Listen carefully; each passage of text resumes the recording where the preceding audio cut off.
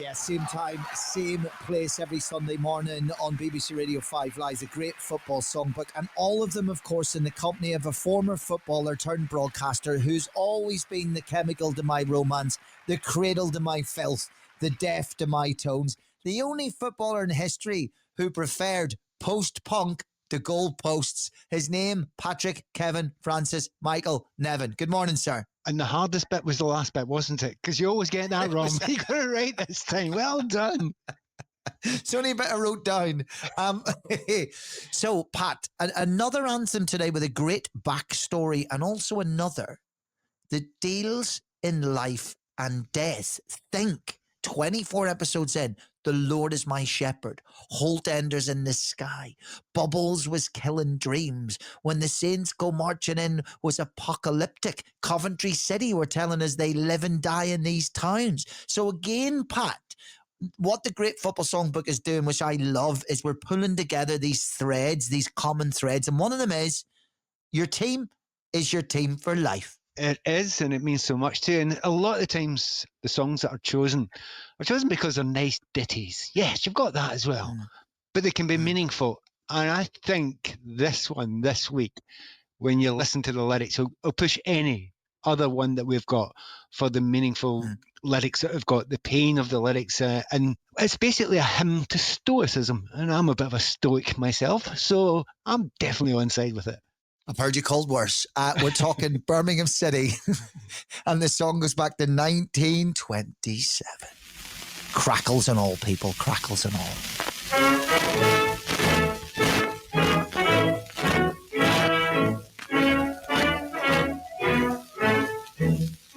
Every road through life is a long, long road filled with joys and sorrows too.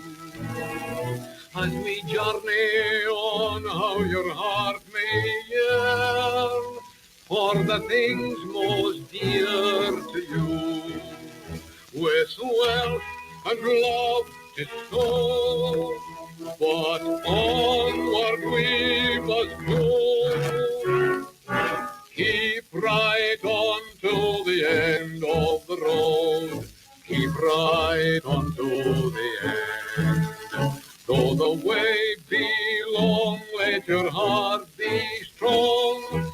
Keep right on round the bend. If you're tired and weary, still journey on till you come to your happy abode, where all you love and you're dreaming of will be there at the end of the road. Keep right on to the end of the road. Originally called End of the Road, which would have screwed Boys to Men. So thankfully, Keep Right On to the End of the Road was its officially published title. And all I have to do here is wind up Pat Nevin, and he will do the rest, because the origin of this track, the author of this track, is a proper Scottish legend. Yes, I know. And I'm going to tell the listeners a wee story, which you won't want to hear. You said something about some Lauder, Harry Lauder bloke, when you wrote to me. I went, what? Sir Harry Lauder, or Sir Henry Lauder, if you're going to give him his correct Sunday name. Right, Scottish singer, comedian, as you could probably hear, you hear the singing. Described by Winston Churchill, no less, as Scotland's greatest ever ambassador, who by inspiring songs of valiant life rendered measureless service to the Scottish race and indeed the British Empire as well. Do you know, in 1911, when he was at his pomp, he was the highest paid performer in the world.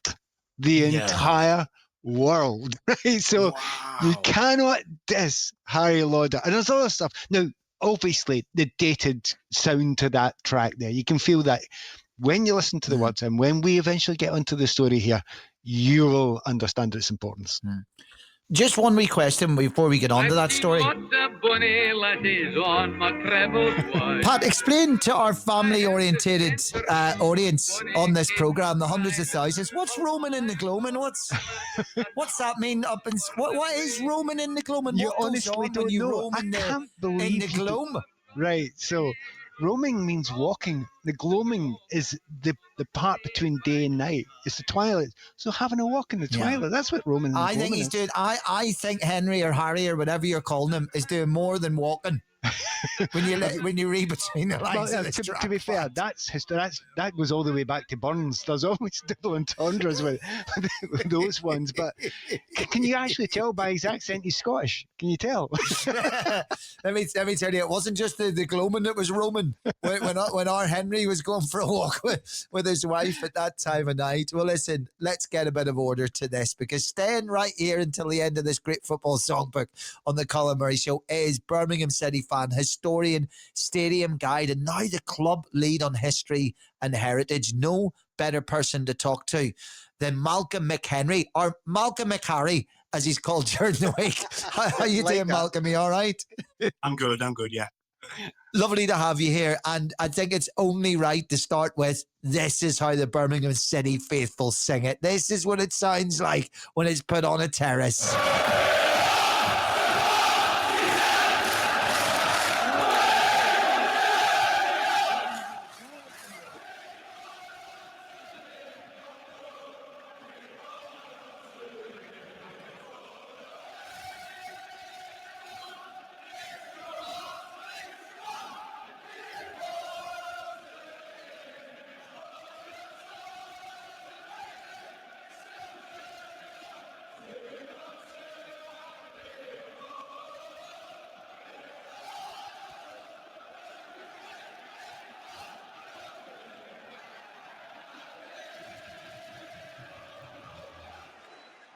And there you go. That's it in all its glory. It's beautiful. But how, Malcolm? How did it find its way, this love letter, if you like, to a lost son in World War I? How did it find its way to Birmingham City, all the way from Scotland?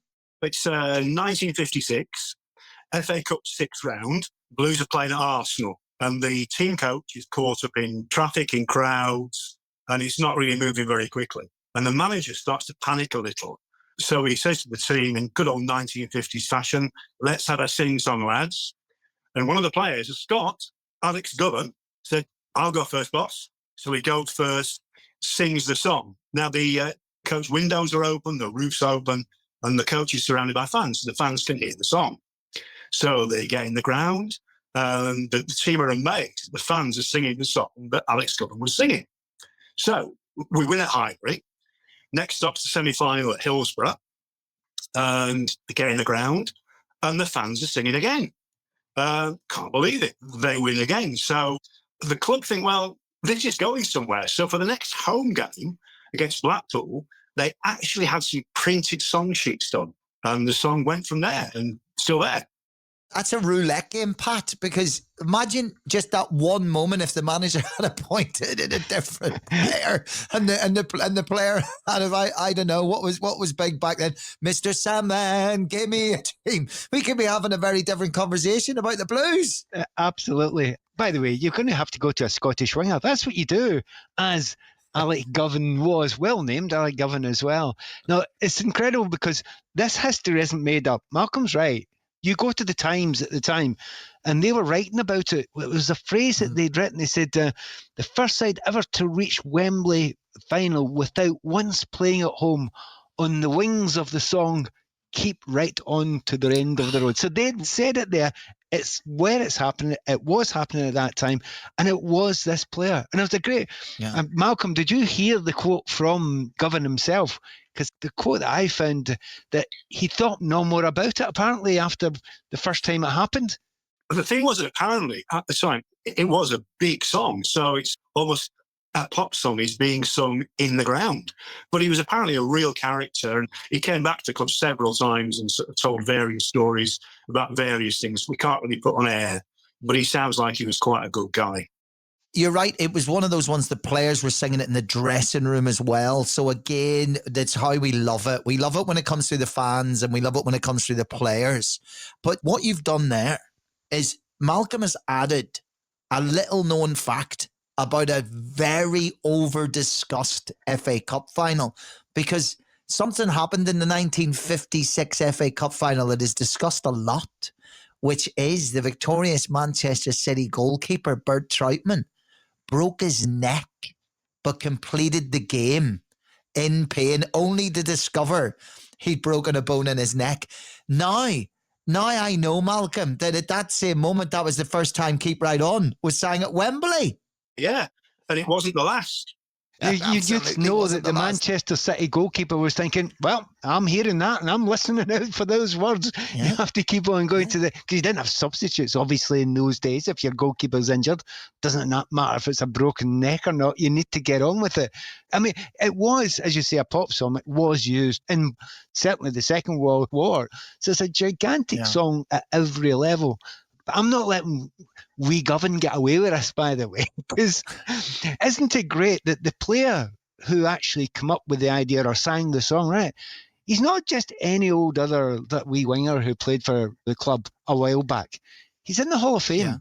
He actually scored, was it 30 goals in one season, which isn't bad for the wing, I can tell you. 5 hat-tricks in there, but my favourite bit, 3 in 10 days. 3 hat-tricks in 10 days. Wow. What, who's done that? Goodness me.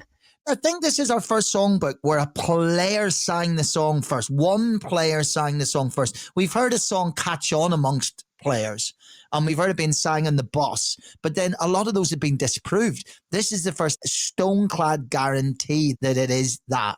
But what really makes it different for me, Malcolm, is it's a little tricky to sing, isn't it? That bit around still journey on till you come to your happy abode.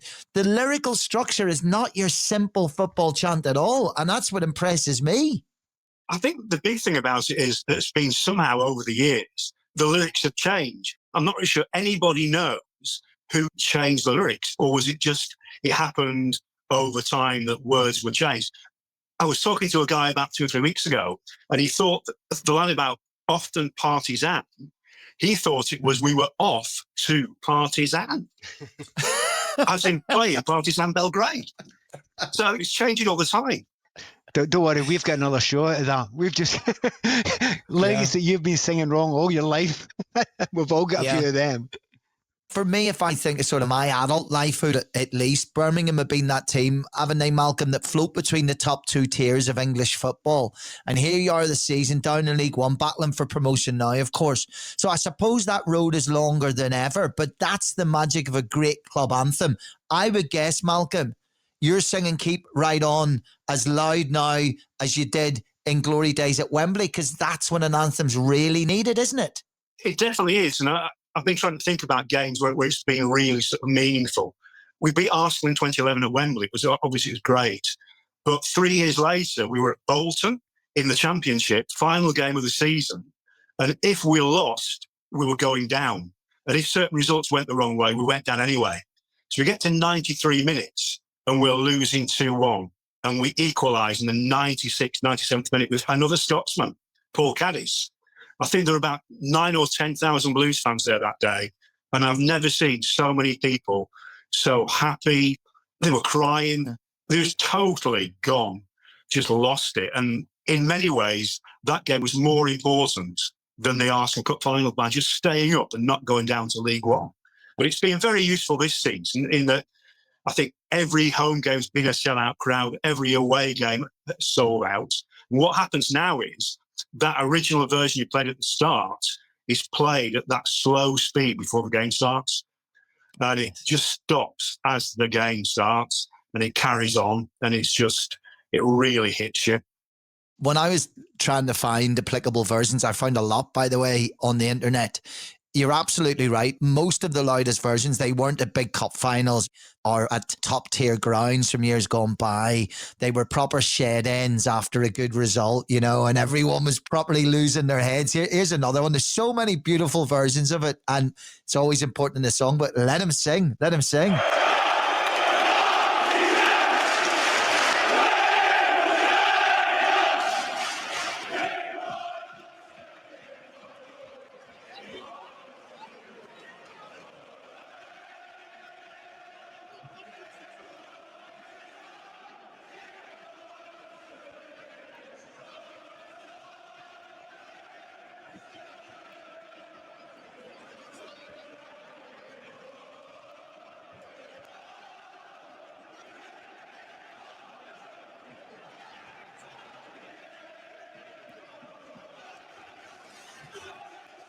because it is so loud. And for those, of course, who are listening who maybe haven't heard this or aren't familiar with the song, they're beautiful, beautiful lyrics, Pat, aren't they? Though the way be long, let your heart beat strong, keep right on to the end. Though you're tired and weary, still journey on till you've come to your happy abode.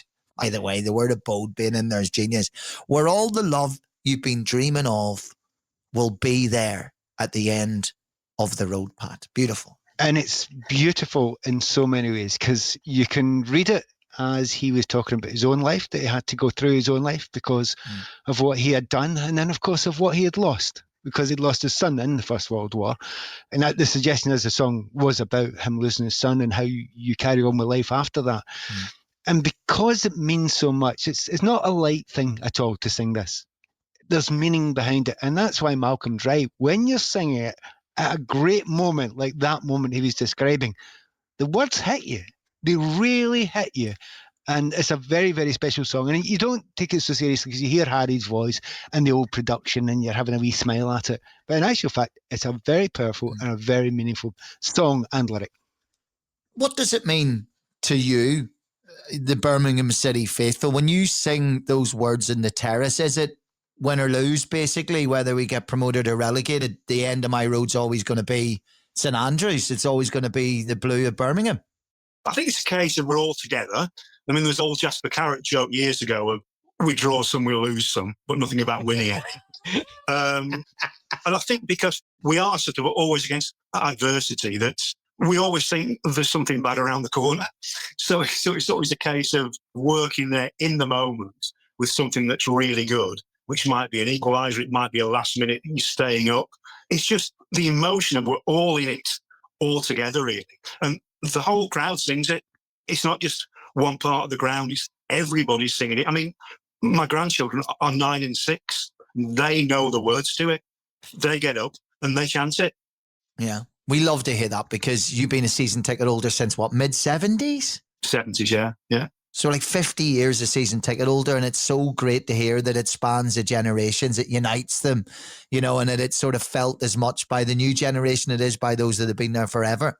Now, you mentioned Jasper Carrot. Let's do the double. I'm going to mention UB40. Let's play a bit of this version of it, Forever True, Forever Blue. Let's play a little bit and then Malcolm can tell us all about it.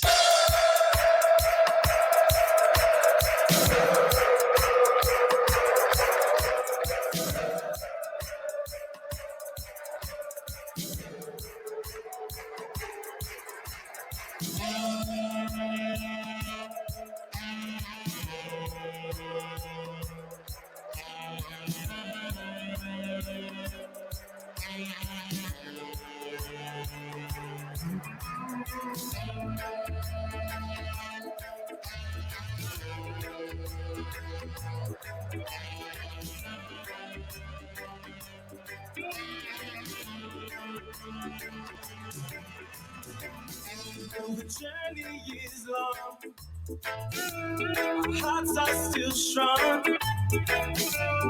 We keep right on, forever true to the royal blue. In alliance we began, defiance our plan. We are Birmingham, and we're forever true to the royal blue. Keep right on, forever true. Keep right on, forever true to the royal blue. So this is a strange one because it's a modern take, I suppose. It uses that motif, Pat, of keep right on. But then this goes all the way back to a record you bought when you still had both your original hips. Had my original hair as well. No, the first single by UB40 was King, and the other side, it wasn't B-side, it was double A-side, Food for Thought. And that is Food for Thought with different words. I'm a Madonna, dying in the dark. It's got a slightly heavier reggae rhythm to it, but that was a great time for Birmingham, wasn't it? Because you had the specials, and you certainly had the beat, and of course you had UB40 who were kind of heading it in some way at that time. So at the time, massive. And for me, for them to take that classic tune and give it the blue treatment. I think that's pretty impressive. I was quite taken aback because some Villa fans might not be impressed with that. And Malcolm, did they premiere that at St Andrews? They played it for the first time. I think it was the penultimate home game last season when we were just about relegated. And after the game finished with Preston, about 30 minutes after the game had finished, there was a stage had been built. They played a concert for about 45 minutes that was all part of your match ticket. But yeah, I think that was the first time they played it live. It's really interesting, Malcolm, because sometimes, a second track, a third track jumps out, another song jumps out. And while the Birmingham City songbook is quite thick, I don't feel like there's a B-side as such. I think Keep Right On is so sacred to the blues that there isn't really another song to put even close to it, right? There is one, but I really can't say it on air. It's about our local rivals. He won't even say the name. Yeah. Well, hey, listen, we saw the original lyrics to Holt Enders in the Sky, so you're all right. We had to skip over that as well compared to what they're singing today. Really special. As you say, I mean, it says everything. That UB40 version being premiered in a ground just as you're about to be relegated, to your Keep Right On being sang from the terraces as you sort of hurtle towards promotion back to the Championship. Thick and thin, Pat, we say that's the dictionary definition of a great football anthem, right? Yeah, and I'm going for both of them being great. So, yeah, Food for Thought's the B-side. I'll give you that, but I think they are great anthems. The odd thing is, I'm not sure it's always a spine-tingly one when the Birmingham fans sing it, but it's powerful, and you feel it, and certainly the supporters will feel it. But the players, if you're a player and you're shouting and bawling and screaming that out, I think that's one that lifts a football player. I love that. Malcolm, no one better to tell the story of Keep Right On than yourself. So thank you so much and best of luck for the rest of the season. Thanks. Wonderful. And we will move right on